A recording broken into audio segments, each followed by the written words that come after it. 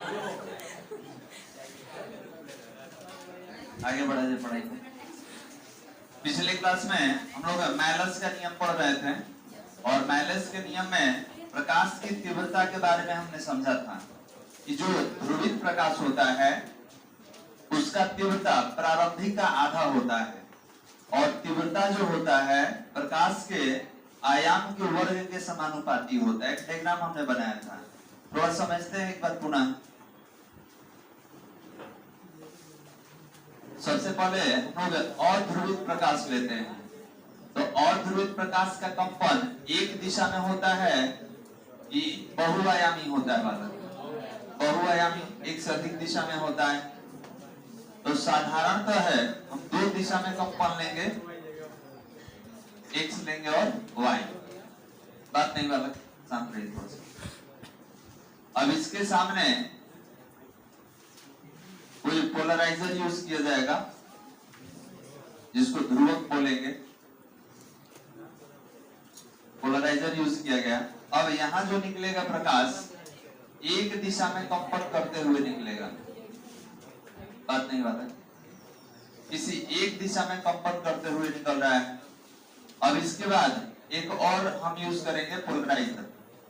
अब बताइए पोलराइजर एक से अधिक होता है तो उसको क्या बोलते हैं? एनालाइजर बोलते हैं, विश्लेषक कहा जाता है।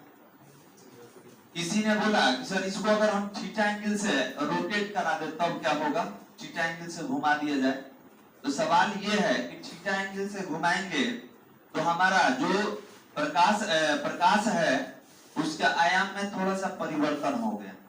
एक और सवाल था विद्यार्थी का, सर क्या डायग्राम हम कुछ अलग भी ले सकते हैं? बिल्कुल ठीक है। उसने बोला कि सर ये जो हम लोग षष्ठभुज बनाए हैं क्या इसके जगह पर वृत्ताकार हो सकता है? तो बिल्कुल हो सकता है, क्योंकि बहुत सारा आपको डायग्राम पीपीटी में हमने दिखलाया था। इस सर्कुलर लिया गया था, जो हमारा ध्रुवक था वो सर्कुलर था, वृत्ताकार था।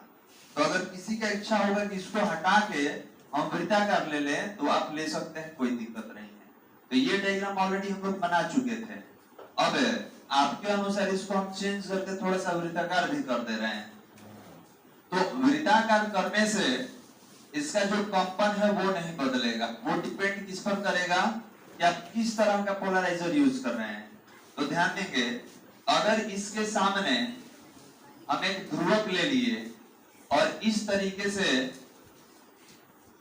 हमारा ध्रुवक रहेगा, क्या प्रकाश इसको पार करके लंबवत आएगा? नहीं आएगा। कारण क्या है? तो कंपन का दिशा और ध्रुवक दोनों का दिशा एक जैसा होना चाहिए। तो जब ये क्षैतिज है ध्रुवक तो यहाँ कंपन भी कैसा आना चाहिए? क्षैतिज आना चाहिए। तो अगर ये लंबवत है तो इसको हमको क्या करना पड़ेगा? लंबवत ही करना होगा। तो इसको थोड़ा हटा के हम लंबवत बना दे रहे हैं। तो याद रखेंगे कंपन का जो दिशा होगा वो ध्रुवक पर निर्भर करता है कि ध्रुवक किस तरह से व्यवहार कर रहा है। यहाँ पर ले लिया गया। अब ये क्या करेगा? इसका जो कंपन होगा ये लंबवत होगा और इधर प्राप्त तरंग जो होगा ये ध्रुवित प्रकाश होगा। पीछे वाला कौन सा है? अध्रुवित। ये कौन सा है? ध्रुवित। और ये कौन है बीच में? ध्रुवक है, पोलराइजर। इससे बना होता है टूरमैलिन क्रिस्टल। बात हुआ था इसके बारे में।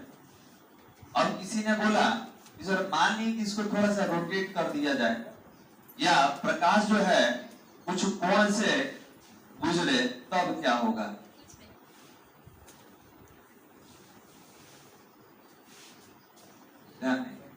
कुछ कोण से होकर गुजरे तब। तो देखिए कोण से होकर गुजरने के लिए यहाँ पर एंगल बनाना पड़ेगा वाला, थोड़ा समझ जाता है। यहाँ पर एक लाइन ले लिए और हमने बोला कि पहले आपका कंपन कुछ इस तरीके से था और अभी आप बोल रहे हैं कि कंपन जो मेरा होगा कोण पर होगा। मतलब हमारा प्रकाश पहले सीधा आ रहा था, इस तरीके से निकला है, लेकिन कुछ कोण से ये टिल्टेड हो जाए, थोड़ा सा टेढ़ा हो जाए। जैसे कि आप देख रहे हैं यहाँ पर सीधा था, लेकिन कुछ कोण से अगर रोटेट कर दे, किसको रोटेट कीजिएगा? इस पोलराइजर को। तब क्या होगा? हमारे तीव्रता पर कैसे प्रभाव पड़ेगा उसके बारे में हम लोग समझने वाले हैं। तो यहाँ पर अपने ध्रुवों को हम थीटा एंगल से घुमा देंगे। पहले कैसे था? सीधा था, देख सकते हैं उस डायग्राम में। यहाँ पर क्या किए हैं? थीटा कोण से इसको हम घुमा दिए तो अब बताइए कि जब थीटा कोण से घुमाइएगा और ये आपका तरंग का आयाम अगर a ले लिया जाए तो जिसके साथ कोण बनता है वो किस में रहता है, cos।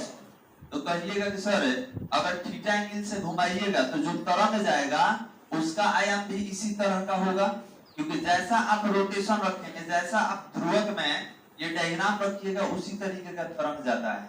तो अगर ये मेरा आयाम a हो जाए तो लंबवत दिशा में आयाम कितना होगा, a cos थीटा, और क्षैतिज दिशा में आयाम कितना होगा, a sin थीटा। हम लोग सदिश में पढ़े थे कि कोई अगर xy तल में होता है तो दो घटक में टूटता है, एक y अक्ष पर, एक x अक्ष पर, एक लंबवत घटक, एक क्षैतिज घटक। और जिसके साथ कोण बनता है वो किसमें रहेगा, cos में, जिसके साथ कोण नहीं बनेगा किसमें रहेगा, sin। क्लियर है बालक? तो हमको ये लेना है कि सर पहले ऐसे था अब थीटा कोण से झुक चुका है, अब बताइए। तो ध्यान देंगे मैलस का नियम कहता है कि I समानुपाती a cos थीटा का होल स्क्वायर। ध्यान देंगे मैलस का नियम कहता है कि I समानुपाती a cos थीटा का होल स्क्वायर। तो सवाल ये है कि सर ये cos थीटा कहां से आ गया? तो जो तीव्रता है समानुपाती होता है आयाम के वर्ग का। याद रखेंगे तीव्रता जो है समानुपाती है आयाम के वर्ग का। ये कहां पढ़े थे? तो जब आपको प्रकाश का व्यतिकरण पढ़ाया जा रहा था वहीं पर ये मिला था। तो यहाँ भी इसी नियम का पालन करेंगे। तो आपने बोला कि सर ये आयाम होना चाहिए, तो आयाम का दो घटक है, एक लंबवत घटक, एक क्षैतिज घटक। तो हमको कौन सा लेना है बालक, लंबवत घटक। तो लंबवत घटक लिया गया तो a cos थीटा का होल स्क्वायर। अब यहाँ पर समानुपाती का अगर चिन्ह हटाते हैं, समानुपाती का अगर चिन्ह हटाया जाए तो एक नियतांक लेंगे, नियतांक जो भी लेना है ले सकते हैं। ये हो गया और ये क्या हो जाएगा, a square cos square theta. Clear है बालक? अब यहाँ पर हमने देखा कि k और a स्क्वायर, इसको एक नाम दिया गया है, यहाँ लिख सकते हैं कि जहां k a स्क्वायर इसको नाम दिया गया है I नॉट। I नॉट क्या है? तो ध्रुवित प्रकाश की तीव्रता है, इधर वाला तीव्रता होगा। तो अब बताइए क्या यहाँ पर I equal to I naught cos square theta लिख सकते हैं? इक्वेशन नंबर 1 लिखा जा सकता है बालक। रीजन क्या है? तो इस पद को हमने एक नाम दे दिया I नॉट का। ये I नॉट क्या है? तो ध्रुवित प्रकाश का तीव्रता होता है। अब आप वहां से देख सकते हैं कि sir I equal to I naught cos square theta. I naught क्या है? ध्रुवित प्रकाश का तीव्रता।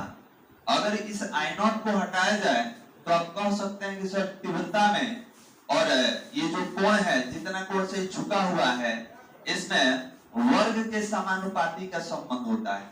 क्लियर? तो पिछले क्लास में लैंग्वेज लिखे थे ना बालक, उसमें डायग्राम भी बना था। अभी क्या करेंगे कि ये वाला दोनों और ये वाला दोनों लिखेंगे। हाँ, डायग्राम जो बन गया था, और ये नया डायग्राम आपको फिर से नहीं बनाना है, ठीक है? आपको केवल यहाँ से यहाँ तक लिखना है।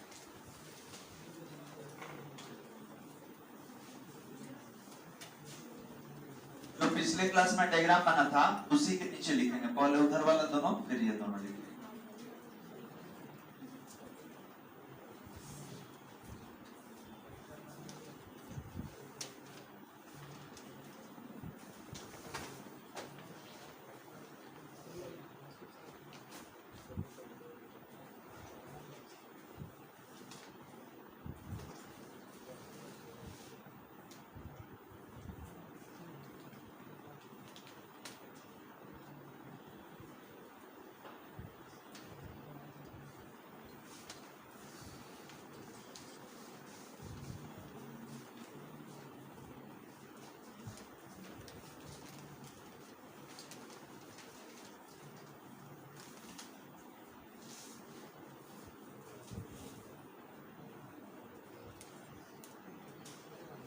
हो गया बालक।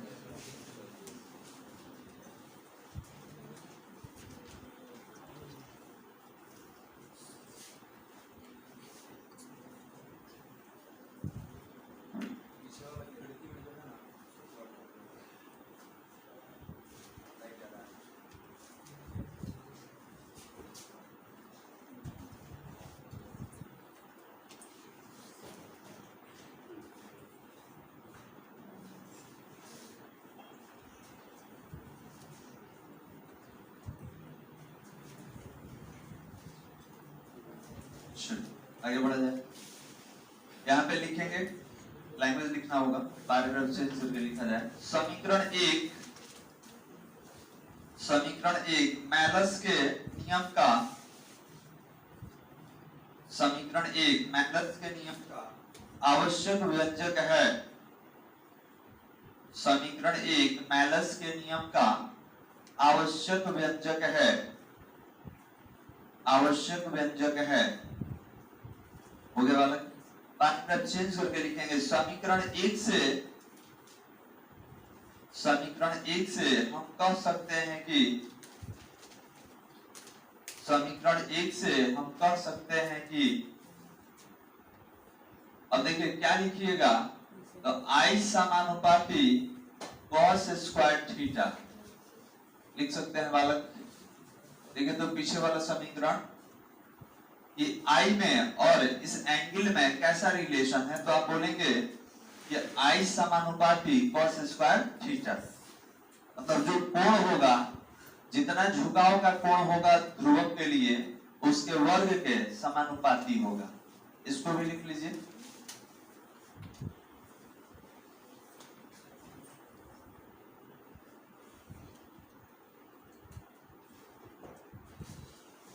हो गया। अब इसमें मेंशन कर देंगे कौन क्या है, तो लिखेंगे जहां I बराबर I नॉट बराबर और थीटा बराबर, जहां I बराबर, तो बताइए I क्या है, अध्रुवित प्रकाश की तीव्रता। क्यों, ध्रुवण के पहले हम लोग तीव्रता कितना लिखे थे, I, तो I बराबर लिखेंगे अध्रुवित प्रकाश की तीव्रता। I बराबर अध्रुवित प्रकाश की तीव्रता, अध्रुवित प्रकाश की तीव्रता। हो गया वाला। अब इसके बाद नीचे I नॉट बराबर अध्रुवित प्रकाश की, ध्रुवित प्रकाश की तीव्रता, अध्रुवित वाला हो चुका है। I नॉट बराबर ध्रुवित प्रकाश की तीव्रता, ध्रुवित प्रकाश की तीव्रता, और थीटा बराबर ध्रुवक का झुकाव कोण,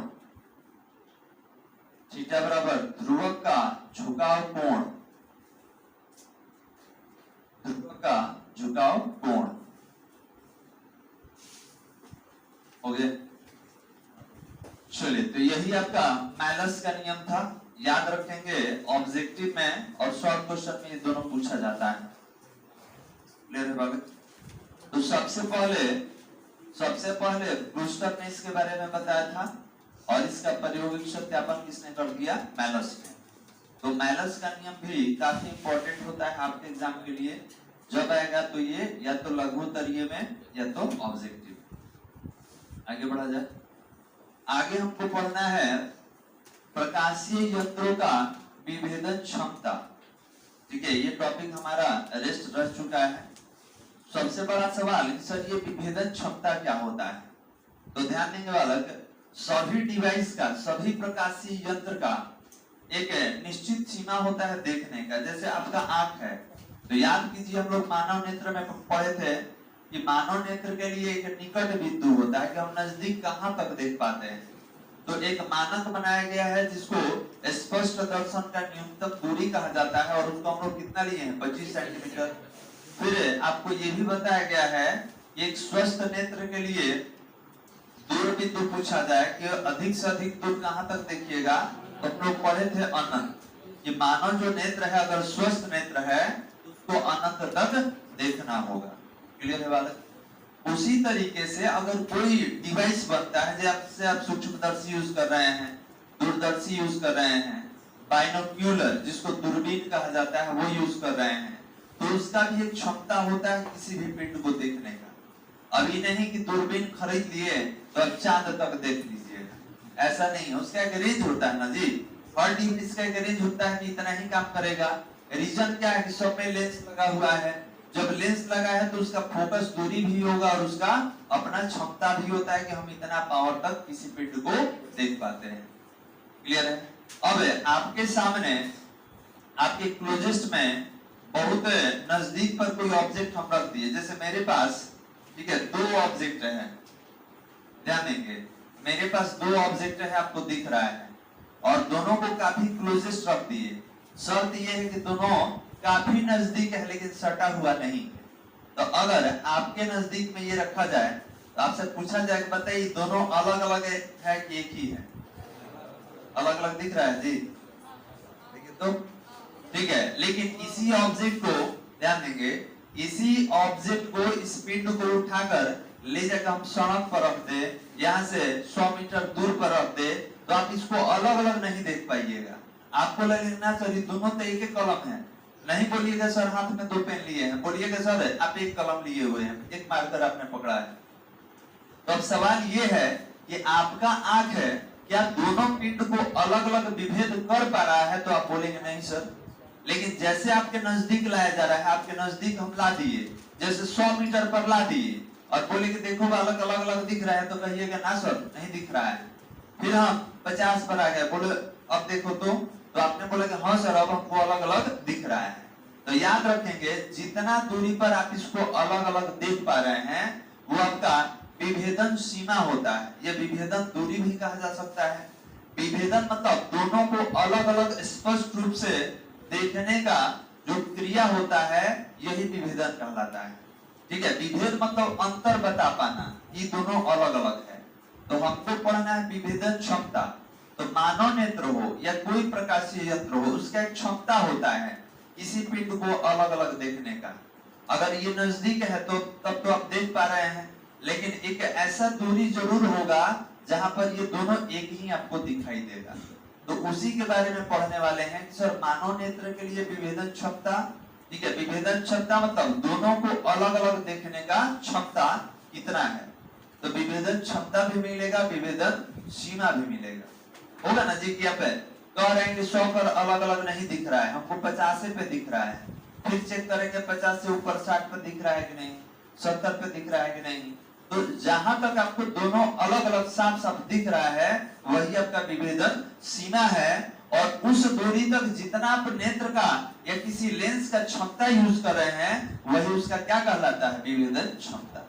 तो याद रखेंगे कि दो निकट रखे हुए पिंड को अलग अलग देखने के लिए जितना क्षमता का प्रयोग किया जाता है, वही आपके प्रकाशीय यंत्र का विभेदन क्षमता कहलाता है। अब मान लीजिए हम नजदीके रखे हैं लेकिन आपको नहीं दिख रहा है, तो बोलेंगे इसका विभेदन क्षमता सही नहीं है, मतलब अलग अलग देख पाने की क्षमता स्पष्ट नहीं है वाला।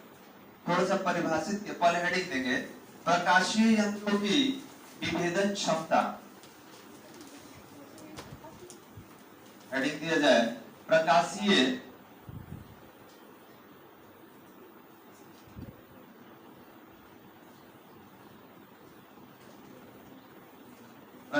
यंत्रों की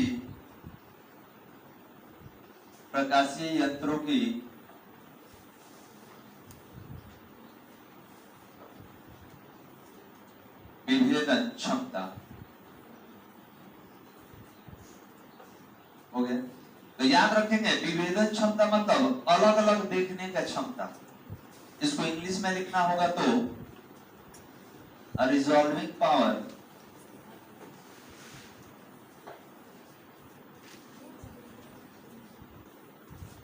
of an optical instrument or resolving power of an optical instrument, प्रकाशीय यंत्रों की विभेदन क्षमता।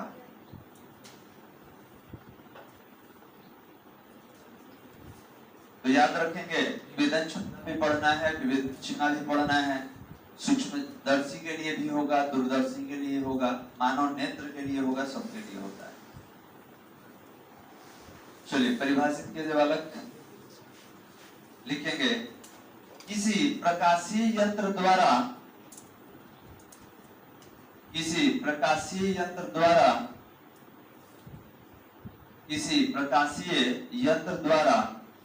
दो निकट स्थित वस्तुओं का किसी प्रकाशीय यंत्र द्वारा दो निकट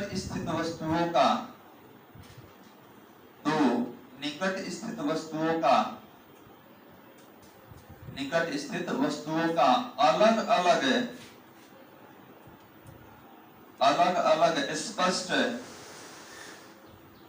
निकट स्थित वस्तुओं का अलग अलग स्पष्ट प्रतिबिंब बनाने की क्षमता को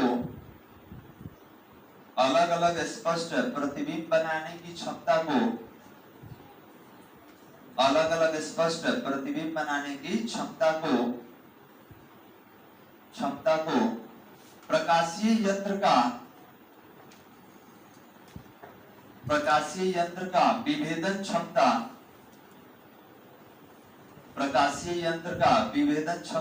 कहा जाता है। प्रकाशीय यंत्र का विभेदन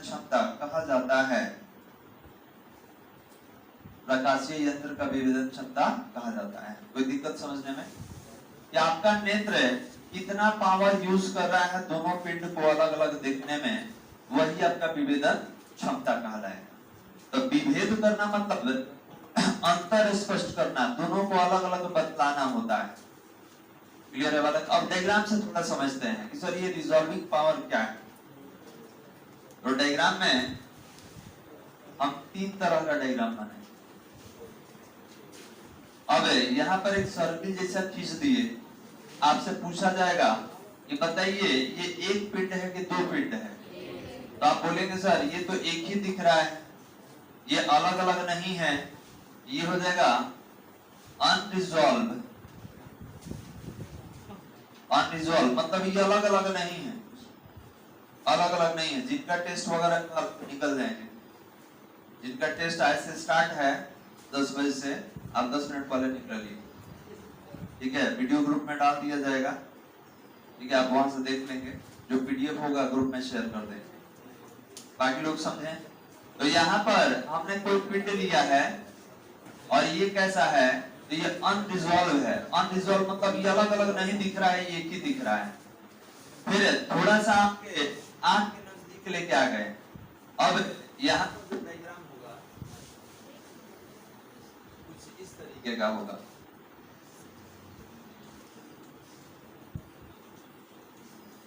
इसको बोलेंगे जस्ट रिजॉल्व। मतलब आपको लगेगा कि सर ये अलग अलग धीरे धीरे दिख रहा है कि अलग अलग हो रहा है। कैसे अमीबा वाला आप देखे होंगे, जिनका बायो होगा टूटता है, अपना अलग अलग बनाता है फॉर्म, उसी तरीके का। तो जस्ट रिजॉल्व होगा मतलब ये है कि ये टूटने को तैयार है, अलग अलग होने को तैयार है। तो ये कब दिखेगा? जब थोड़ा सा नजदीक ला देंगे। फिर हमने क्या किया, ये और थोड़ा सा नजदीक ला दिया, अब कहिएगा सर ये दोनों अलग है, तो इसको कहा जाएगा वेल रिजॉल्व। अब समझिए फिर से, ये दोनों ऐसा ही है। ध्यान देंगे, आपके आंख के नजदीक रखे, अभी आपके सामने 2 मार्कर हमने रखा था, तो आपने बोला कि सर ये तो दोनों अलग अलग है। थोड़ा सा दूरी बढ़ा दिए तो कहिएगा कि ना सर ये दोनों सटा हुआ है। फिर थोड़ा सा दूरी बढ़ा दिए तो कहिएगा ना सर ये 2 नहीं एक है। तो बताइए हम क्या चेंज कर रहे हैं? डिस्टेंस। और उस डिस्टेंस से क्या बदल रहा है? तो नेत्र का या प्रकाशीय यंत्र का विभेदन करने का क्षमता। कोई दिक्कत? तीनों डायग्राम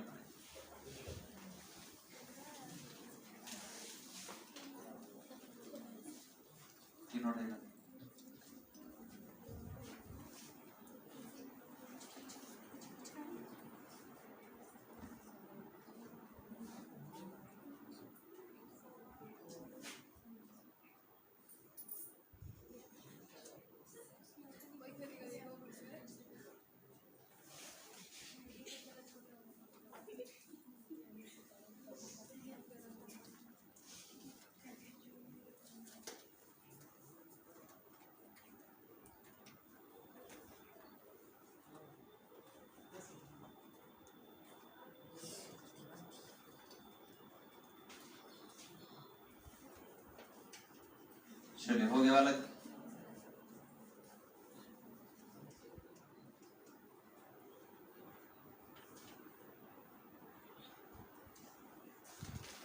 तो ध्यान देंगे 3 कंडीशन में डायग्राम है, ठीक है? तो जैसे जैसे दूरी बदलेंगे देखने का जो तरीका है वो बदल जाएगा। ठीक है, अगर नजदीक रखें तो आपको ये दोनों अलग अलग दिखेगा, थोड़ा सा और दूरी बढ़ा दिया जाए तो लगेगा कि दोनों आपस में सटा हुआ है, फिर और दूरी बढ़ाएंगे तो लगेगा कि सर ये दोनों अलग अलग नहीं, दोनों एक ही पिंड है। ठीक है, दोनों एक ही है। तो देखिए दोनों जब एक ही होगा तो क्या बोलेंगे कि अनरिजॉल्व, मतलब अलग अलग नहीं है। ठीक है, लगेगा कि ना ये दोनों अलग अलग है लेकिन सटा हुआ है, तो आप बोलिए कि जस्ट रिजॉल्व। ठीक है, और दोनों को थोड़ा सा और नजदीक ला दिए तो आप बोलेंगे ना सर ये दोनों अलग अलग है, ये वेल रिजॉल्व, पूरा अलग अलग है। इसको क्या कहा जाएगा? कहा जाएगा कि ये दूरी हम बदले तो आपका देखने का क्षमता क्या हो गया, बदल गया। चलिए आगे हेडिंग देना होगा विभेदन सीमा। आगे हेडिंग देंगे विभेदन सीमा। हटा दे वाले।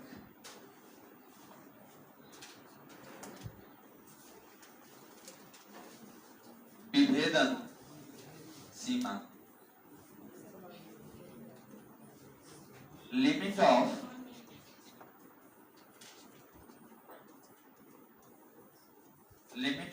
रेजोल्यूशन, लिमिट ऑफ रेजोल्यूशन,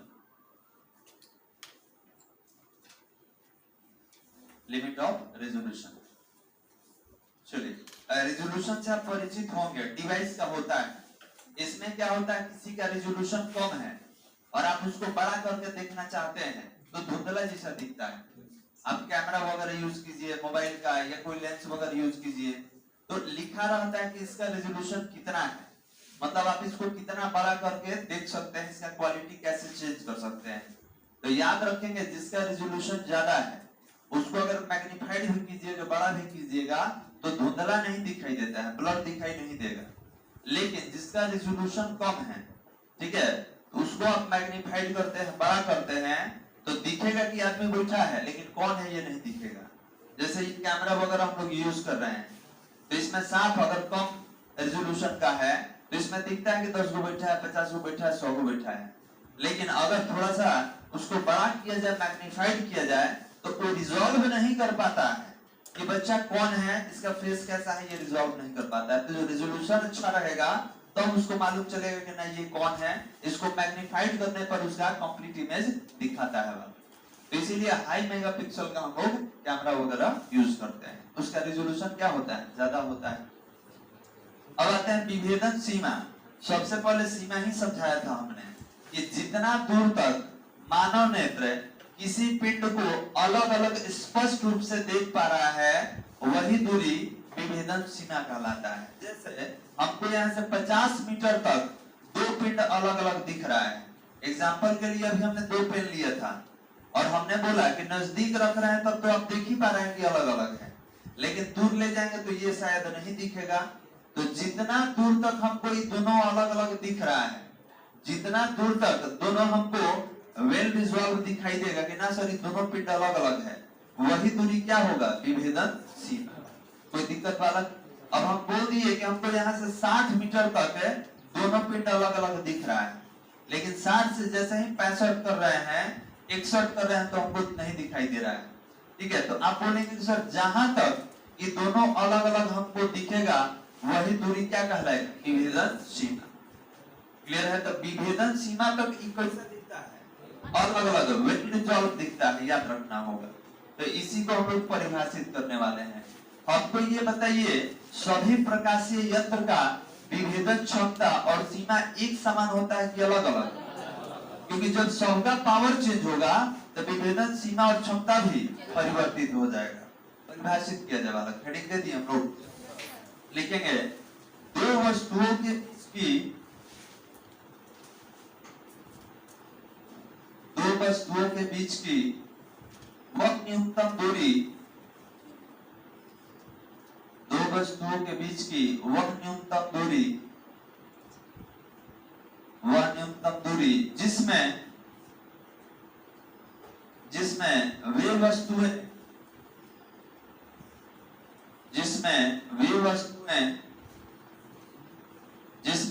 वस्तुएं किसी प्रकाशीय यंत्र द्वारा जिसमें वे वस्तुएं किसी प्रकाशीय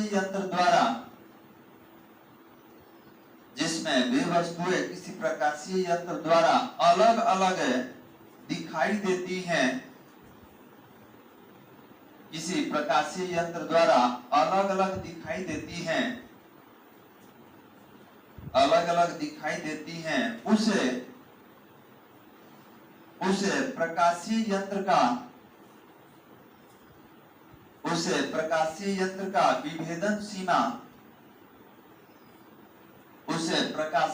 का विभेदन सीमा कहा जाता है।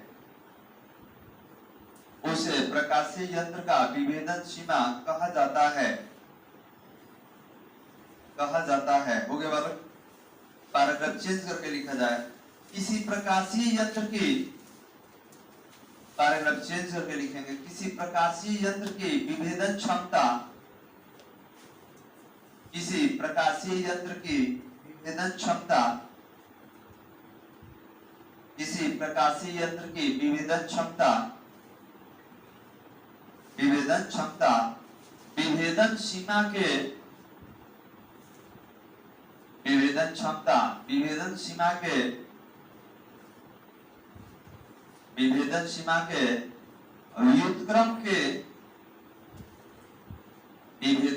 के व्युत्क्रम के बराबर होता है। विभेदन सीमा के व्युत्क्रम के बराबर होता है। व्युत्क्रम मतलब उल्टा। अर्थात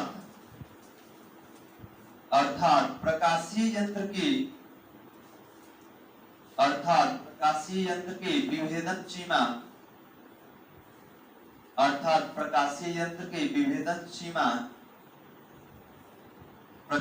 यंत्र की विभेदन सीमा जितनी कम होती है, प्रकाशीय यंत्र की विभेदन सीमा जितनी कम होती है, उसकी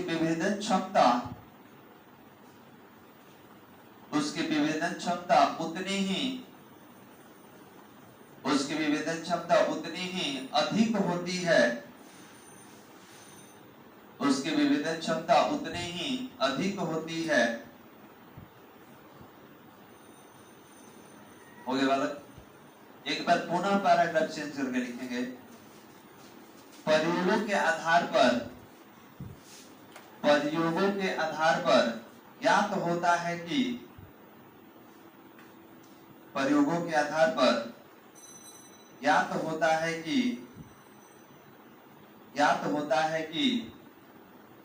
नेत्र पर बने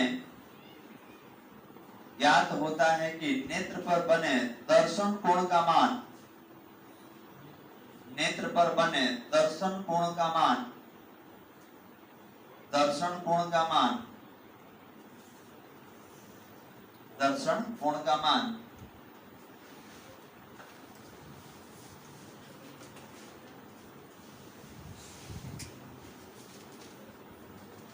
एक मिनट दर्शन कोण का मान 1 मिनट अर्थात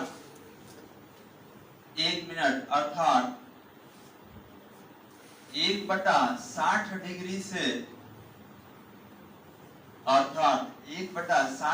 से छोटा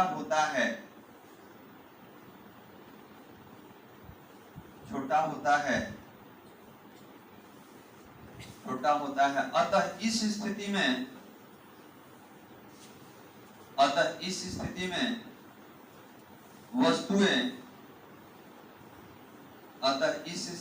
वस्तुएं हमें अलग अलग दिखाई हमें अलग अलग दिखाई नहीं देती हैं। इस स्थिति में वस्तुएं हमें अलग अलग दिखाई नहीं देती हैं। अतः इस कोण को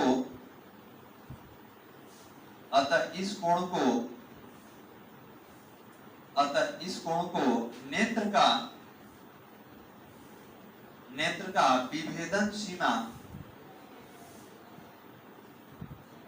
का विभेदन सीमा कहा जाता है। कहा जाता है। हो गया बालक। अब यहाँ पे यही समझे कि सीमा और क्षमता में कैसे संबंध है, उल्टा। तो यहाँ पर अगर लिखना हो, यहाँ पर लिखना हो कि विभेदन क्षमता, विभेदन क्षमता, तो ये क्या होगा, व्युत्क्रमानुपाती होगा। किसका? विभेदन सीमा, विभेदन सीमा।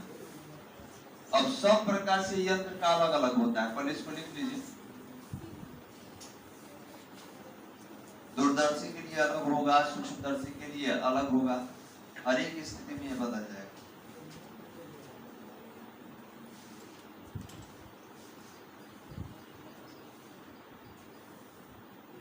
अब विभेदन क्षमता का एक और परिभाषा दिख रहा है, इस विभेदन सीमा के व्युत्क्रम को विभेदन क्षमता कहा जाता है।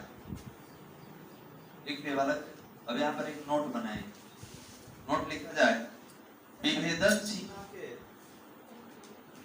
नोट में लिखेंगे विभेदन सीमा के व्युत्क्रम को,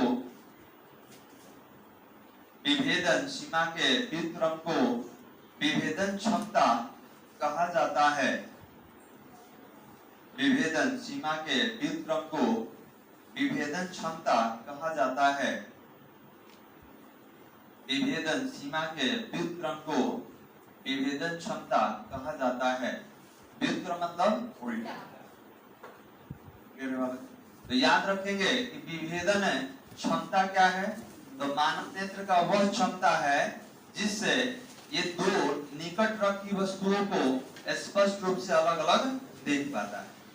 कोई दिक्कत? तो इसके बाद हमको 2 पॉइंट और पढ़ना है, सूक्ष्मदर्शी के लिए विभेदन क्षमता और दूरदर्शी के लिए। ये दोनों पढ़ेंगे तो ये चैप्टर हमारा समाप्त हो जाएगा। ठीक है, तो आज 8 तारीख है और नया चैप्टर चालू करना है, चैप्टर नंबर 1 से। बहुत सारे बच्चों का टेस्ट भी चल रहा है और 2 टाइमिंग में स्टार्ट भी करना है। वीडियो को स्टॉप कर दो, उसके बाद आगे बात।